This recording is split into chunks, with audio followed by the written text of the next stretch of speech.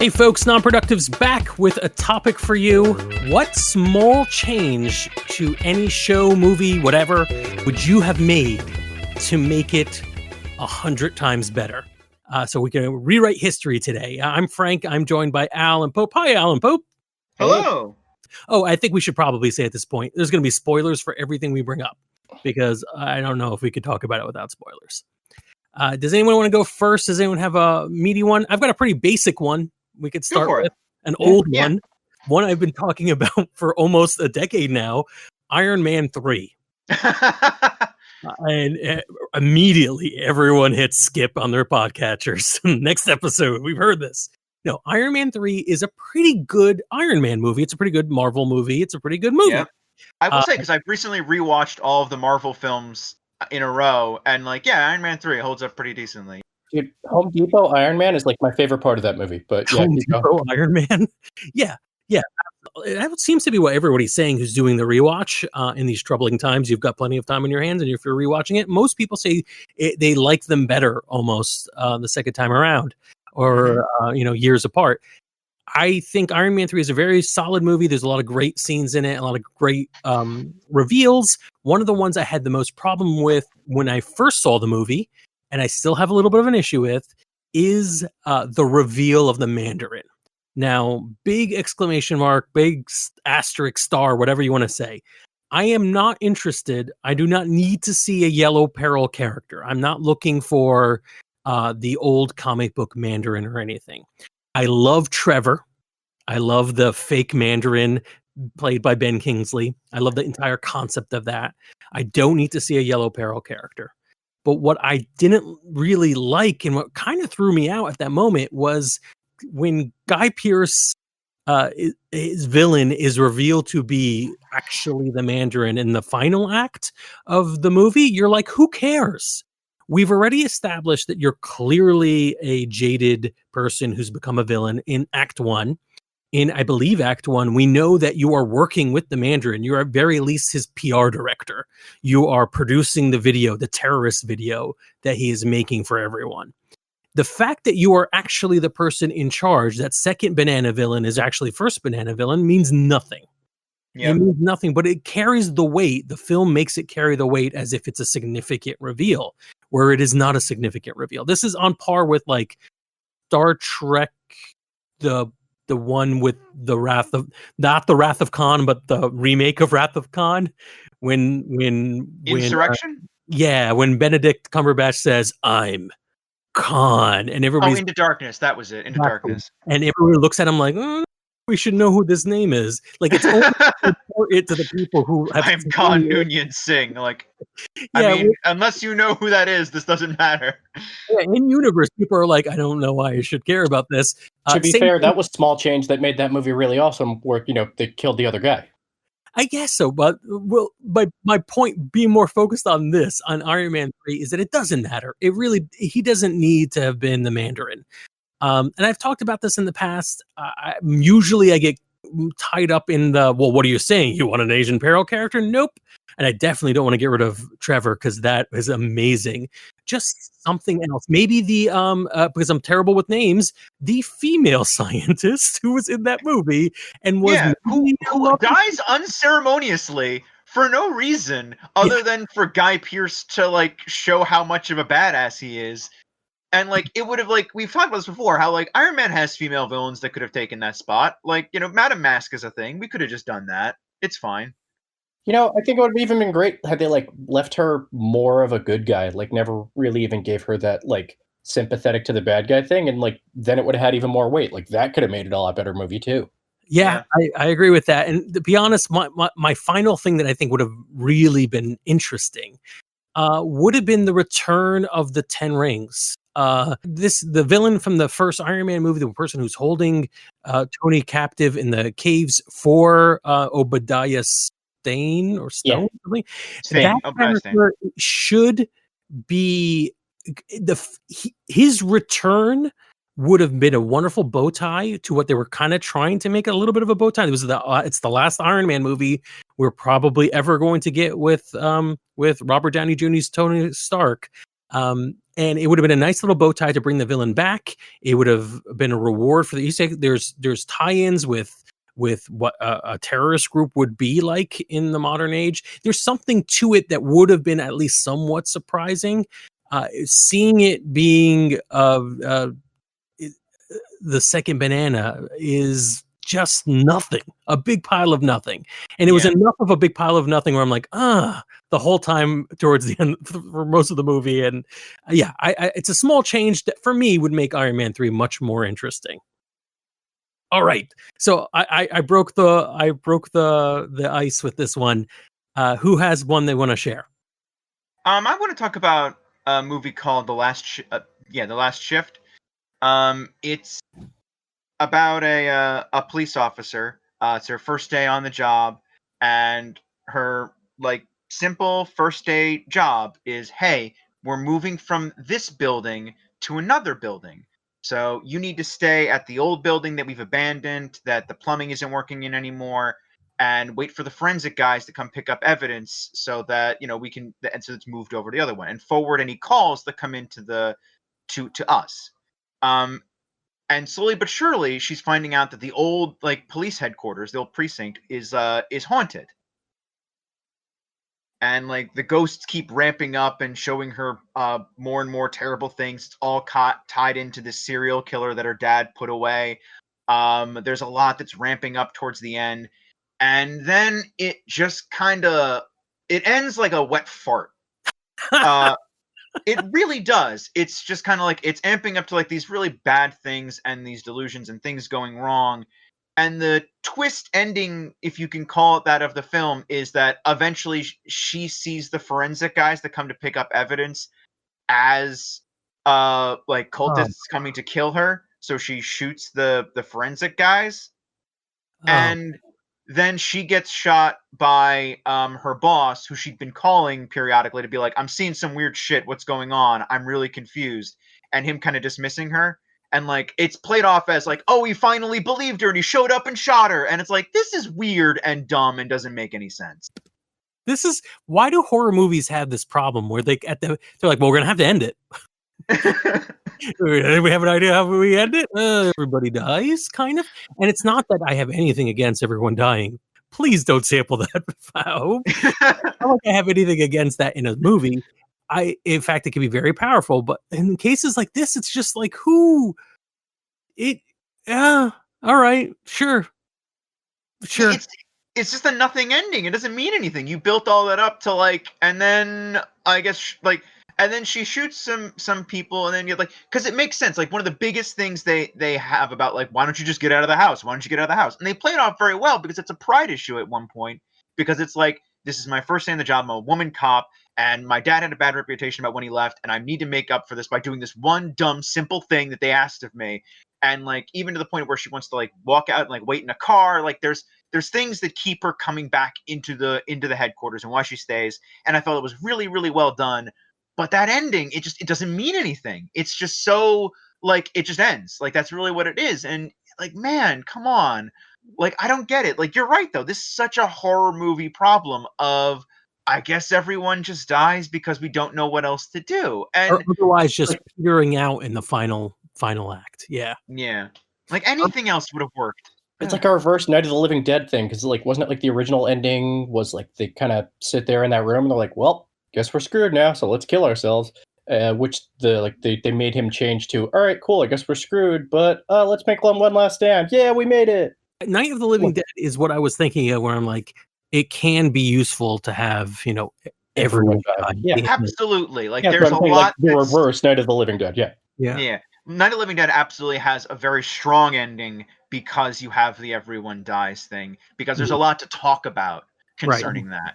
And it says something when the last guy dies at the end of the movie. There's a very strong statement in that that George Romero wanted to hammer home. In this, it doesn't mean anything. There's there's no point to this. They're not making a statement about it. It's just all right, the ghosts make her see stuff, I guess. And it's oh, come on. Yeah. I actually have something similar to this, if I can segue. Well, wait, no, not yet, because you missed something, Al. What's one small change you would make to fix it? Because it's all well and good to complain. what would you do to make it better, other than basically Not everybody bring dies. Guy Pearce back into the story somehow? I mean, honestly, I feel like there's a couple ways you could do with it. You could literally just like have it end as in like that was a really weird night and I went through some traumatic shit and like and it's just the next day and it's over. I'm okay with that. Like that's fine. Like it's you walk through a haunted house and once it's over, it's over. You don't need to have that big like because you don't know what else to do. Like I'm okay with with an ending where it's over. The like you went through some really terrible shit. There's a dead homeless guy in one of your jail cells. You'll have to explain that to an extent, and like or other cops show up and she's sitting outside and like like any number of things, or even like if you want to go really far the other way, like because they talk about like there's some hints about like we're gonna drag you to hell, like actually do it, drag her to hell, like literally like grab her at some point and like I mean that's stupid and kind of like I get it CGI budget and all that other stuff, but like you could have her just like wind up in a dark room and like something happen that's like fiery and brimstone and creepy and end the movie there. I'm fine with that, but this is just weird and doesn't make any sense. My suggestion, and I'll admit I have not seen this film, although now I'm curious to watch it. But if so much of the film or the motivation is to keep the protagonist in the building is pride, then and we have this conversation about what people are willing to do because they think it's their duty, and whether they're doing it because they think it's their duty or because of some sort of sense of entitlement. I have the authority to act this way. What if the succeeding, basically surviving the night, scars her into the point where like she is no longer competent at her job. She can't do this anymore. She can no longer like they win even though she wins. You know what I mean? Yeah. I think playing with fear and playing with what are the consequences of facing horror day in and day out in that profession is probably a little bit more poignant than, and anyways, the ghosts trick her into killing people. Yeah, I feel like you're absolutely right, Frank. I think that would have been so much more satisfying ending to that than like, yeah, exactly that. Like it was just like, oh, but look what happened. Like, and also you can kind of see it coming a mile away. All right, Pope, you had something that segues in. So I guess kind of in the same way, like we as an Western audience tend to want the good guy always to win, right? Mhm. I don't know if any of you, like have you The Departed is the movie I'm talking about. Like I feel like we didn't need Mark Wahlberg to come in and win at the end of that movie. Like I feel like you take that out and like sure then it just becomes a straight copy of the original movie. It's drawn from Infernal Affairs, which is Right. Korean, I believe.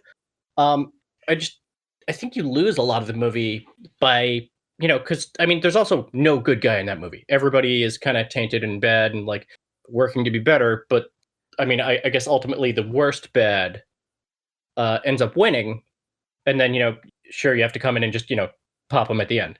I think really like, and again I love this movie. I think it would be infinitely better had they just not had Mark Wahlberg come in and kill him at the end. The Matt Damon character. Really? Yeah. I would even go back further for me. Like the That's not moment happening. bodies just dropped one after the other, it became too comedic. Like it was just and then DiCaprio's down, and then this guy's down. It's like, and it's just like at that point, by the time you hit the second or third, I was already like, this is just ridiculous. Like not before we even got to Wahlberg, I was already gone. I That's kind of fair. liked it. To be fair, like I yeah. like the chain of violence, ridiculous violence towards the end, where like nothing was gonna. It doesn't end well for anyone. I like what that says, Mhm. but I get it. I can understand your points. All right, I guess it's time for me to bring up another old chestnut. You know what? I'm actually, before I land on something I've talked about ad nauseum, spoiler alert, Star Wars is coming up. Let me talk about something that is less, less obvious. I'm going to talk about a movie called Snowpiercer. I think you both have seen it, right? Snowpiercer. Oh yeah, many I've times. seen half of it, oddly Yeah. enough. It's an interesting film. It's got a TV show right now, which people will have opinions about, and it's I think it was a comic and a book originally, but I'm talking about the film, the feature film that had Chris Evans in it.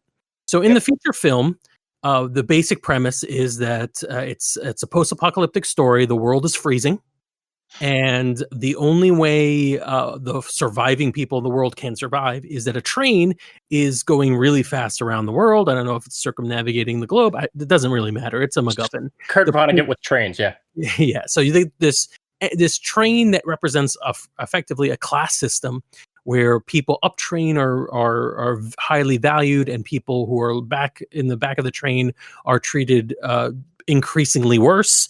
The people at the very end, the trailing end of the train, are basically attempting to revolt because of the way they are treated. And you find out a lot of things about this universe. There's a lot of world building in here, and resource scarcity is part of the story. The fact that it's extremely scarce for those who are the have-nots, and almost ridiculously plentiful for those who are the haves. I mean, the haves have like fresh caviar with these giant train cars that are aquariums, where the have-nots are forced to eat protein bars. It's revealed towards the end of the movie, that are made out of cockroaches, processed cockroaches.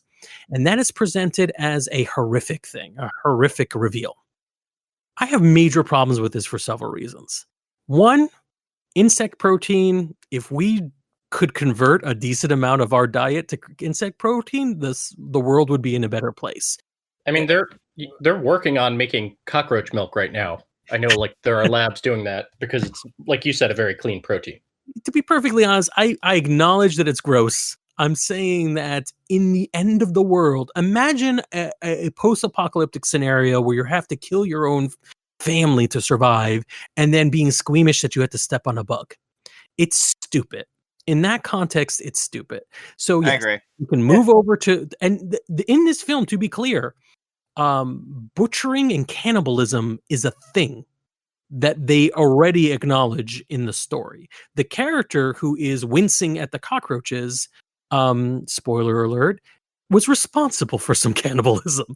So pick your damn battles, Chris Evans. Don't be equally upset that people are forced to eat roaches and also babies. You know, like let's not, these things are not equivalent. Let's agree to that and fix this one part of the story that just for some reason is jarring for me. I do not like it. I don't understand it. It's weird. All right. Like, would you just take it out entirely, or would you replace it with a different reveal? I think I would take it out entirely, or maybe have the reaction to it to be like, okay, you know, or even a reaction of, you know, they're eating steak and we're eating bugs. You know, it's a little bit of a chip on your shoulder. Anger would have played really well there. Anger could be good. Yeah, anger could be good. I also say, because a major part of the story is dealing with cannibalism, that I think maybe not reacting. Like, let the audience who's watching this in, you know, the real world squirm. But if he reacted as if it was no big deal, if he couldn't understand why people were upset by it, maybe the person next to him was kind of squeamish, but he was fine with it, that would inform a lot on why, on where his line is. And his line basically is at cannibalism. It's wrong that we were forced to eat each other. But, you know, I would not have winced if you said that the only way to survive is by eating bugs. Yeah, that's my thing. Yeah. All right, you're next up at bat, Al. I want to bring up another horror film, actually, that has a very similar problem in a way, but not necessarily for the same reason. The Autopsy of Jane Doe. I strongly recommend watching this one. Well, I have, like, The Last Shift, I think, is not a great movie for a lot of reasons, besides like mainly having to do with the ending. But The Autopsy of Jane Doe is a great movie that misunderstands its mystery, and I think that's the big problem. It builds up a lot of tension as the movie goes on. It's essentially about a father and a son. They're coroners, and they're performing an autopsy on this Jane Doe that was found at a crime scene. And as they're going through the autopsy, stranger things are happening around them. Like slowly but surely, there's like just things get progressively worse. Like as most horror movies do or haunting movies go. But they're playing up this mystery of like trying to figure out like who is this person and what's going on with them, and oh my god, why are there tattoos on the inside of her skin? That doesn't make any sense. Um, but it's like, but the big reveal, or what it plays off as the big reveal, it like after finding like hemlock in her throat and like talking about and like mentioning Salem at least 2 or 3 times throughout the movie, and then like, oh my god, she's a witch, and it's like, really, we figured that out like 2 hours ago, like an hour and a half ago, man. What are you talking about? This is not a big reveal. Interesting. Like, So the whole movie builds up towards she's a witch, but it's pretty apparent from the start. yeah, like it's, you can get it within the first few minutes of the film, and it's like, oh, all right, I'm on board with this, and it keeps building up the tension and like them like eventually figuring out like, no, F it, we got to figure this out, let's go, and like locking themselves in the autopsy room from the horrors that are going on outside, and then like pouring through books, and it's like, oh my god, she's a witch, and it's like, really? Like that's the big thing? That was the big thing we were leading to, was this thing we all knew? I want to see this movie now, and even though I haven't seen it yet, I want to remake it where it's the same thing, but the autopsy of Jane Doe, she's a vampire, and there is a very obvious stake through her heart in the very scene. They keep there talking about literally everything but the stake through her. Maybe it's an episode of Angie Tribeca, and everything but the stake in her heart. And at the very last scene, they're like, "Wait a minute, what's this then?" All right, what's one thing you would change to fix that? I mean, I guess it's just the reaction. I mean, I feel like at the end of the day, you just take, like, I mean, I don't want to like take out the allure of the mystery. I feel like you could just replace it with something else. You could give it a little bit more weight. I know that doesn't seem like a huge deal. I know that doesn't. And that may seem like a huge deal to like change the answer to your mystery. But if your mystery is just like showing off all these things that are paint by numbers to, like, not even a paint by number, just like literally revealing it in the first 5 minutes of your movie, like just don't give that mystery the big weight. Like don't make it like you did with the cockroaches. Don't like make it all of a sudden the big crescendo of the film. Like give it to something else. It's just that's just so disappointing about it. It's just, you could give it to anything else. Either maybe make the mystery, you find out who she is like a historical figure, maybe that could technically work, as in one of the people that were killed off in the witch trials, like a specific person that like at least gives it a little bit more weight, I guess. But yeah, if you could just make that minor change to not build up to what is essentially nothing, then I think it would be a great movie, be an amazing film. Yeah, so far we have at least, I think, 3 different cases where it's like, don't try to make this a thing, movie. It's fine that you included it, but don't make it a thing. Nobody is by this thing. All right, Hope, you're next. I would say Aliens. How dare you? Oh yeah. So I mean, I like all the Aliens movies for different reasons. Alien 3 obviously because of how terrible it is, but Aliens ended up having this deleted scene that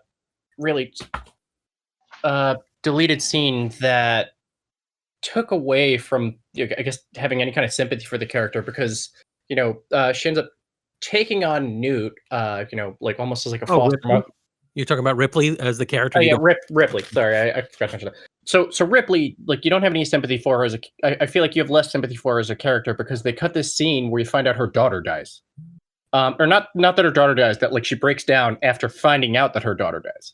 That's right. That's a famous cutscene. Not that everybody knows about it, but that early in the movie, she finds out that her daughter aged to like she's that old. Died like 6 months before she came out of like cold freeze. Right.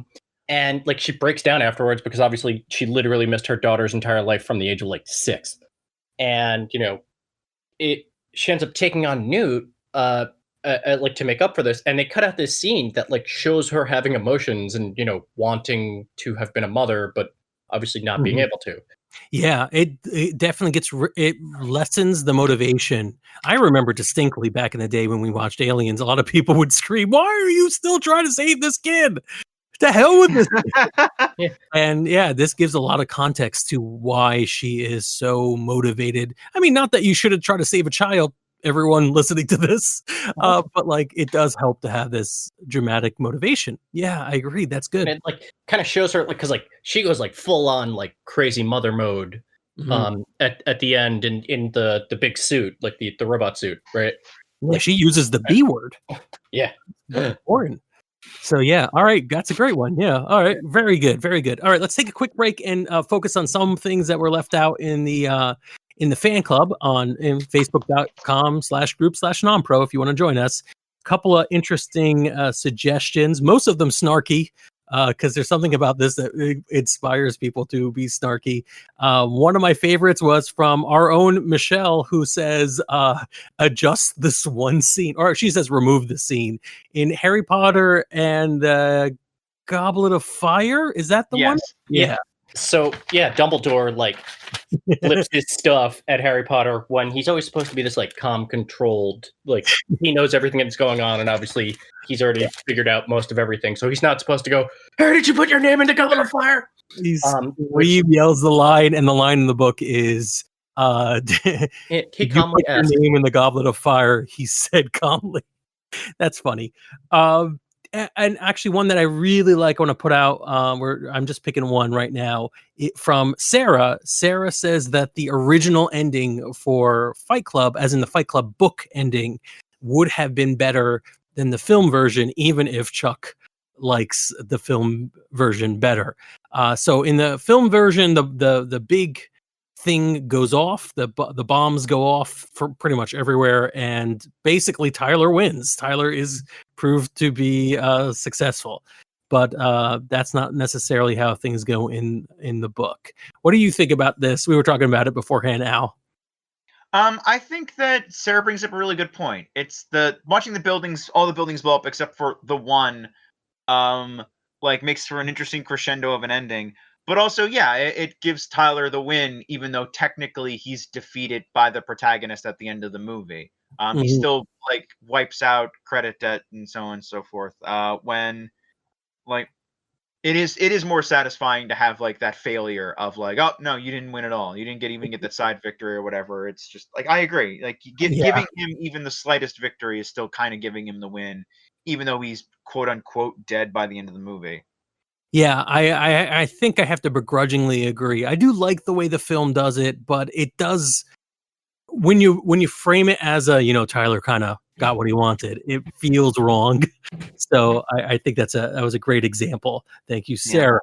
All right, does anybody have any other ones? Al, do you have one? Pope? Yeah, Blade Runner, oddly enough. Like this is odd, it's weird to say, it's like I don't know what version of Blade Runner I've watched, because I think there's a lot of versions of Blade Runner out of. I think there's like 7 cuts out there right now. Yeah, I'm not surprised. Yeah, that would make sense. But whatever one I watched, which is the unfortunately only one I've ever watched of Blade Runner, where it has the Harrison Ford voiceover, that voiceover is profoundly grating. Like having Harrison Ford go through the movie and do stuff, then tell me what he's doing while he's doing it. It's like, I don't care. Let me just be in the moment. I just stop describing what you're doing. He also sounds like he's kind of held at gunpoint while he's reading those lines too. Yeah, it's Doesn't very wanna do flat read in comparison to the really good performance he gives in the film. It's just, man, it's annoying. That's Yeah, I feel like you've just alienated 1/7 of our audience by saying that, because everybody has their favorite cut of Blade Runner, and I don't really know which one I like the best, and I don't remember if I even saw the version with the voiceover, or if so, whether it bothered me. But I guess I could understand that. It seems reasonable enough. Certainly, somebody thought it wasn't needed. They made at least one version that didn't have the voiceover. And yeah, Harrison Ford was almost definitely held to gunpoint to about 50% of all his work. I'm sure the whatever the Call the Wild movie he's doing, the one with the dog, the CGI dog, yeah, that was definitely done under the held at gunpoint. Yeah, the George Lucas was like just off screen in Return of the Jedi too. With the prize possession. All right, Pope, did you have one? Yeah. I think if they would have kept the original ending to I Am Legend, I would have enjoyed the movie. Oh, that's a famous one, yeah. Where, Mm. like, I mean, it was because Will Smith was in the movie, so they had him rewrite it because he has to end up as heroic because he has a team of people who rewrite movies for him. And yeah, I mean, the monsters were supposed to be like people. Like, they were supposed to be empathetic, they were supposed to have emotions, they were supposed to literally just want the kid back that he kidnapped. Yeah, that's And why it's I Am Legend. He is legendary to them as a Yep. villain. Yep, he's the bad guy. And, they didn't want to paint that, like they could have shown him growing as a person, giving the monster back and, not dying in a blaze of glory. But I guess they just wanted to destroy that for some reason.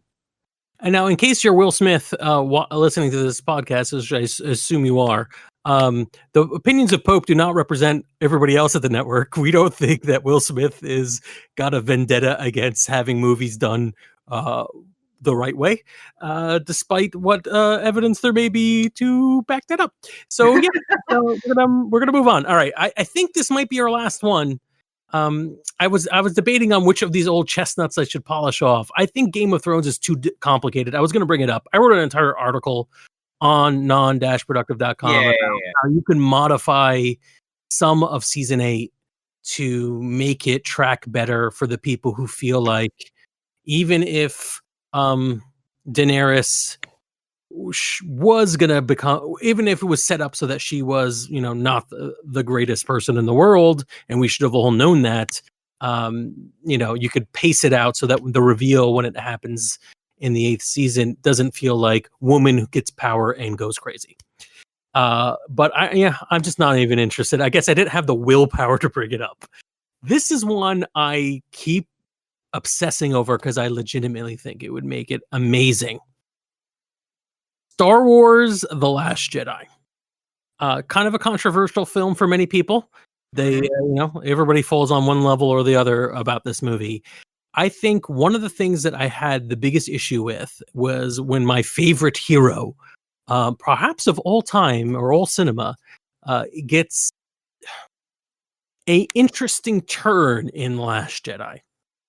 This is the first time we've seen Luke Skywalker since Return of the Jedi, not counting his brief appearance at the end of Force Awakens.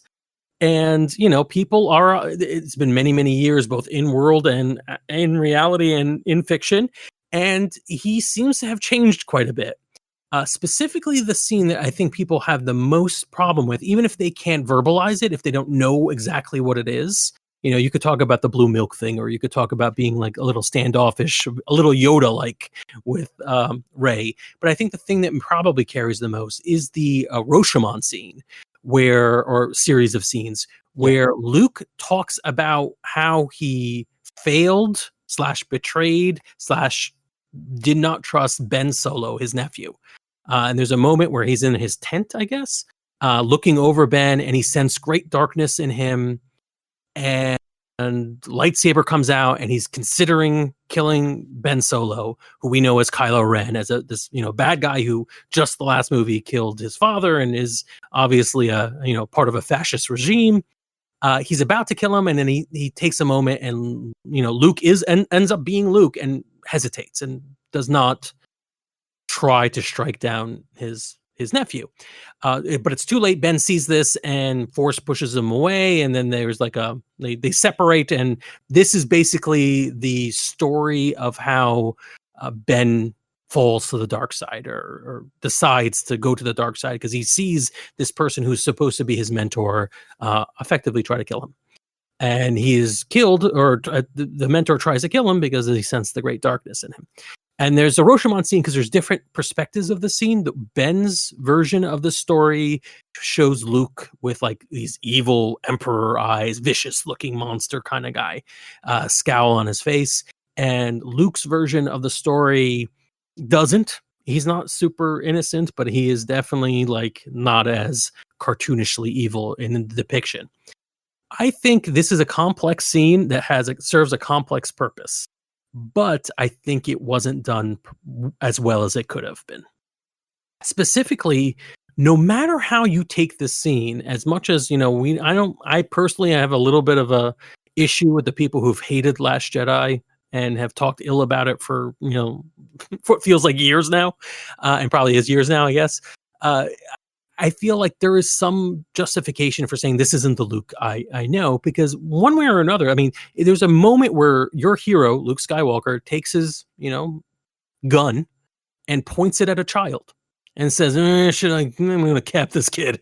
He looks going to be evil. And, you could polish that up with space magic and it being a space sword. And, he has the Space Force where he space knows that his space nephew is going to be a space villain. But ultimately, he's putting a lethal weapon up to a child's face, deciding not to cap him, and then getting paying for it. So I think it's that scene is problematic, especially if you're like, this isn't the Luke who put his weapon down and basically saved the day with love in Return of the Jedi. And there's a lot of arguments about how accurate it may or may not be.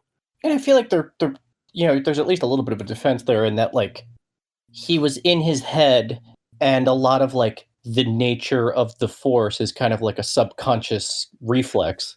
Yeah. Where, like, literally that became how he was holding his lightsaber before his nephew, like, as in the final explanation. Like, he was like, before I realized that I was holding my lightsaber, and then he woke up, and then, oh crap. And that's a very Son of Sam explanation. God told me, or the devil told me to kill the people. I mean, it's satisfactory in a way and very unsatisfactory in a way. And I think the way you address it, my small fix, is introduce in the flashback, a flash forward. So in Force Awakens, we see what happens when Ben, who falls to the dark side, and is, trying to march towards the dark side, takes a look at his father and makes that conscious decision of, I need to kill the past. I need to do this horrible thing so that I'm irredeemable and I can get the power I'm looking for. And he kills Han. The death of Han is controversial for many reasons, not the least of which is that, Harrison Ford, who appears twice in our list, basically has wanted Han to die since Return of the Jedi, at least. And it feels a little bit like, this was a wish list from Harrison Ford, but also because, you're bringing back a legacy character just to kill them off, to give agency to another character. There's a lot of things going on there. And I think one of the ways of giving even more impact to that death is by having it come back in The Last Jedi and have it so that Luke effectively, and it's arguable whether he's seeing the future through the Force, or if, like, it is a self-fulfilling prophecy that because and do this through audio, right? Just having the soundtrack of the first Force Awakens, the audio of Han and Ben or Kylo fighting, air quotes on fighting, on the bridge where he dies, having that moment be a precognitive moment for Luke, you would justify to some extent why this space wizard drew his space sword on his space nephew, because suddenly the Force isn't just some nebulous thing that I have to piece together in my mind in the background. Like, oh, Luke probably, wanted to kill someone because of the Force. Ignore the fact that Luke didn't want to kill the Emperor really because of the Force. He didn't want to kill his father because of the Force. Just this moment, have it be where, and it brings up amazing questions about what the Force is and whether this is a self-fulfilling prophecy, whether there ever was a destiny for the Skywalkers or if it was all just sort of made because we expected it, Yeah, and, like, I think it'd be interesting to even have him pull the sword in response to it. Like, it can even start out as a calm scene where he's just, like, checking in on Ben, like, oh, hey, there's my nephew, and then just the visions come in, or, like, as you said, the audio, and he just draws his lightsaber reflexively, or, like, by the pull of the Force, and that's just what Ben sees, and he sees that, like, Luke is filled with emotion because Han's just necessarily died for him. He's seen it happen, and he's looking at, Ben as the person who's done it. So, right. like, that's all there. That's still there, but it makes way more sense. It's there. And to be honest, I think people who love the movie and who are apologists for the movie or whatever, however way you want to take it, feel like that was there. but I'm telling you, it wasn't as explicit or as No. beautiful as it could have been. Well- Even down to the moment in Force Awakens, the end, where Luke really does make his reappearance, and he kind of has this sad look on his face, almost as if he knows what's happening. Maybe possibly what he knows what's happening with Han. It adds that kind of foreshadowing in the back. It makes it so that the Luke who self-exiled kind of knew that this was going to happen to Han, tried to stop it from happening to Han, made it happen to Han, and nothing he can do can escape this. And that, I think, is much more tragic. It adds more fuel to the why would Luke ever exile, right? Like, oh, my Luke never would have run away from the First Order. Well, maybe there's some more reason for it, because everything Luke does to try to stop the First Order or from the Empire or anything from manifesting has actually encouraged it to. So all these things would have made this so much more powerful. And unfortunately, people just refuse to reach out to me to fix their screenplays. I'm telling you, I'm cheap and affordable. It feels good to get that out. I hope you all enjoyed this. This was a lot of fun trying to change history and rewrite things. I guess as movies keep getting rebooted, the chances that somebody's going to hear this podcast and listen to what we suggested are going to only skyrocket, right? I mean, that makes sense. Literally in an era of fan fiction becoming literal mainstream actual movies now. I think so. We just have to do an episode on one small change to fix Artemis Fowl, and it'll be wonderful. It may be a little bit more than one change. No, I got an easy fix to that. Just change the title of the movie so it's not Artemis Fowl. There we go. Then you've saved the franchise. There we go. If you enjoyed this podcast, like, follow, and subscribe. Please back us on Patreon, and show us your support by leaving us a positive comment and give us your idea on one small change that would make a piece of fiction perfect in your minds. Good night, everybody.